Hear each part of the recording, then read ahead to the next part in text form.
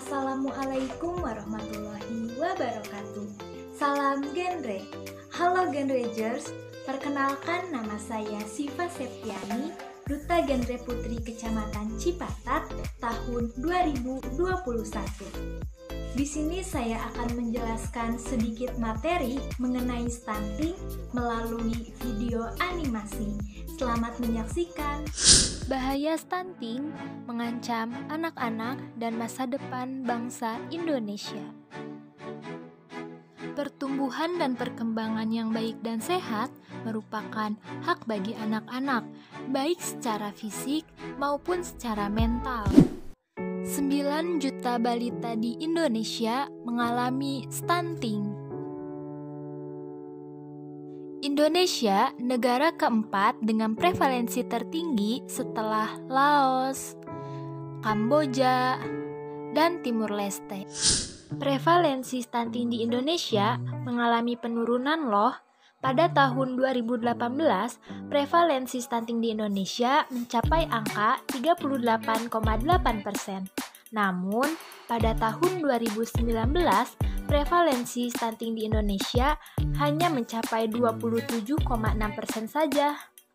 Tapi, angka tersebut masih terbilang cukup tinggi loh, karena menurut WHO, angka idealnya kurang dari 20% setiap negaranya. Di Bandung Barat sendiri, berdasarkan data Dinas Kesehatan Kabupaten Bandung Barat pada 2018, sebanyak 10.487 atau 7,67% anak dinyatakan mengalami stunting. Jadi, apa sih stunting itu?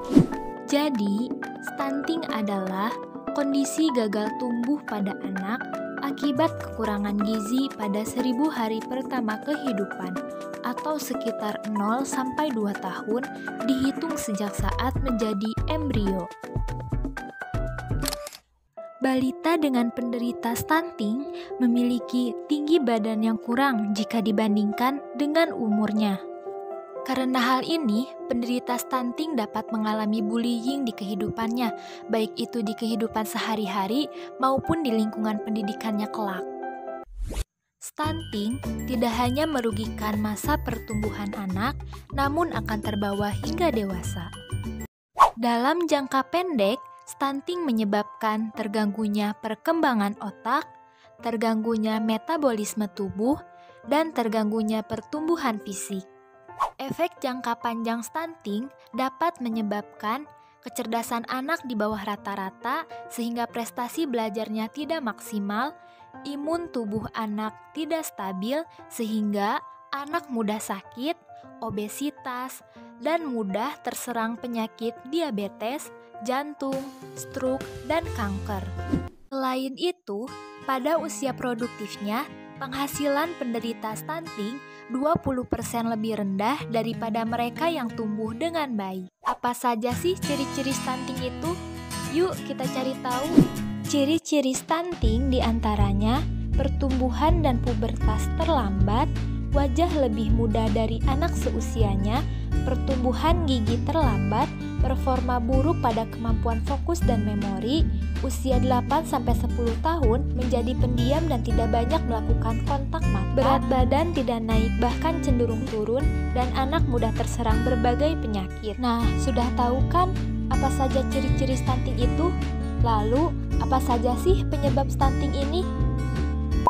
Status gizi buruk pada ibu hamil dan bayi merupakan faktor yang menyebabkan anak balita mengalami stunting. Ada banyak sekali hal-hal yang dapat memicu terjadinya gizi buruk. Di antaranya, yuk kita simak. Pengetahuan ibu yang kurang memadai, sindrom alkohol janin, infeksi berulang atau kronis, sanitasi yang buruk, dan terbatasnya layanan kesehatan. Nah, teman-teman, setelah kita mengetahui apa penyebabnya, mari kita cari cara pencegahannya. Let's go! Bagaimana sih cara pencegahannya? Pertama, pemberian edukasi dalam hal pola asuh anak dari sejak hamil hingga bayi lahir. Kedua, menjaga pola makan anak anak yang bergizi, seimbang, dan sesuai dengan usia anak, serta pemberian ASI eksklusif selama 6 bulan dan dilanjutkan hingga usia 2 tahun. Keempat, memperhatikan kualitas sanitasi dan akses pelayanan kesehatan. Nah, sekarang sudah tahu kan stunting itu apa? Bagaimana penyebabnya, apa akibatnya, dan sekaligus cara pencegahannya.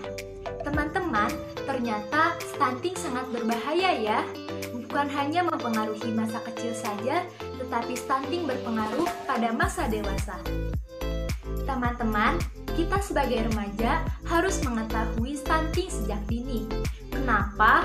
Karena kita sebagai remaja adalah calon orang tua. Agar anak kita kelak tidak mengalami stunting, kita harus mempelajari stunting, mengetahui stunting, dan apa penyebab stunting dari saat ini. Teman-teman, mari kita membangun keluarga yang sehat dengan mengetahui stunting sejak dini dan menghindarinya nanti. Sekian materi dari saya, mohon maaf bila ada kekurangan. Wassalamualaikum warahmatullahi wabarakatuh.